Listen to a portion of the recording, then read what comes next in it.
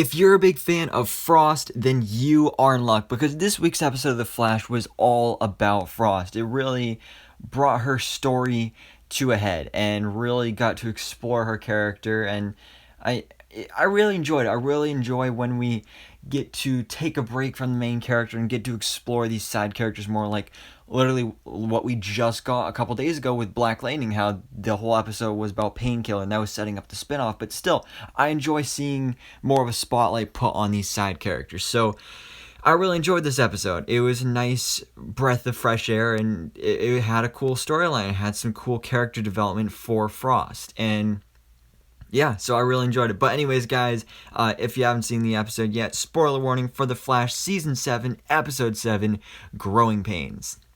So we start off this episode seeing that an Ivo Labs van has been attacked, and apparently some sort of ice meta attacked this van and stole this microchip. And of course, Kristen Kramer, she shows up and she's already against Frost, so she automatically blames Killer Frost for this because, oh yeah, it was an ice meta, so it's got to be Killer Frost, even though like it could have easily been like, oh, somebody got Leonard Snart's gun because he's dead. But like, there's no way that it is specifically Frost. Like, there's so many other people that it could be. Like, it could be some other ice meta. Like, you don't know about every single meta out there, or it could be literally somebody with a cold gun, like Captain Cold. So, like, she's very judgmental, and I'm very suspicious of her. I feel like maybe she's got some shady stuff going on here, and I've seen some theories that maybe Kristen Kramer is actually Fwirza, and I like that theory. So I don't know if it's true, but it would make a lot of sense because she's very, very shady here. So Barry, even though he didn't have a huge role in this episode, I did really like what he did at the beginning here when he went full CSI investigation mode, because I mean, we know that he's a CSI person and he works with the CSI, but I mean, you never really get to see it too much. You get little sprinkles of it here and there, but like, since the series started, you don't really get it that much. But here in this episode, you got a big chunk of CSI Barry, which I really enjoyed seeing, because that's a big part of his character. Like, he literally has a daytime job, but you never see him going to work. So I did enjoy seeing more of that here. But during his investigation, the Speed Force, or Nora, is really trying to get in close with Barry, and Barry is just feeling uncomfortable about it because, like, that's his mom, but it's not his mom because it's the Speed Force, it's not even human, so it's very complicated for him, and he doesn't really know how to feel. But by the end of the episode, we do get some closure with, like, he's alright with it, he'll be able to figure it out, and all that stuff. So anyway, now that there's this new ice meta on the loose that killed this guy and stole this microchip, Kramer is even more against Frost at this point, and she even puts out a full-on warrant for her and like a reward for her arrest. So Frost wants to figure out who is framing her, so she goes looking for this new ice meta, and like I said, Kramer puts out that $1,000 reward for Frost's arrest. And of course, when that comes on the news, she's in a restaurant, a bar, and of course we get this giant bar fight because everybody around her wants that reward. So they all start fighting her, and we get a cool bar fight. It was really cool. And then, of course, the bartender takes his shirt off, and Frost, she likey, but she's not going to be liking him very much longer, because after this, she goes to a warehouse where nobody is there. She doesn't really see anything. It's pretty much an empty warehouse. But what she doesn't know is that she was actually getting scanned while she is there.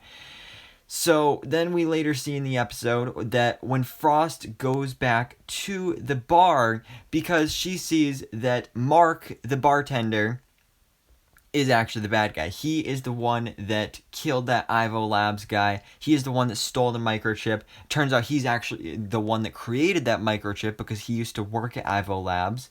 But he's been studying Frost, and he's basically her stalker, if you think about it, just the way he's acting here.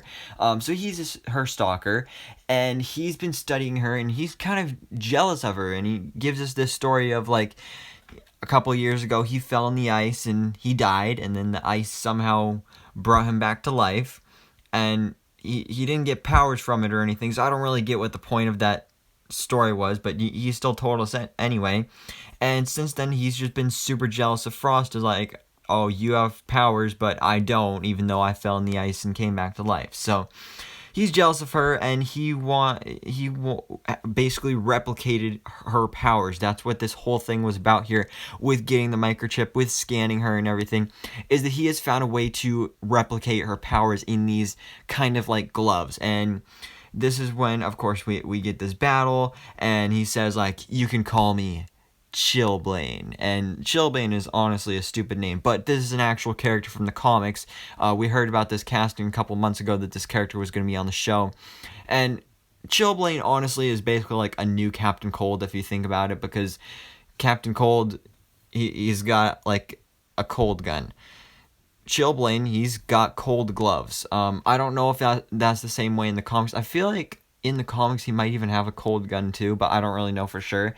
But he's basically a new Captain Cold. So, meanwhile, while all of this is going on, something I forgot to mention is that Caitlyn was actually arrested by Kramer and Joe, because Kramer is trying to arrest Frost, and she thinks that Caitlyn is Frost because somebody anonymously tipped her off, and the person that tipped her off was Mark. Or should I say Chillblaine.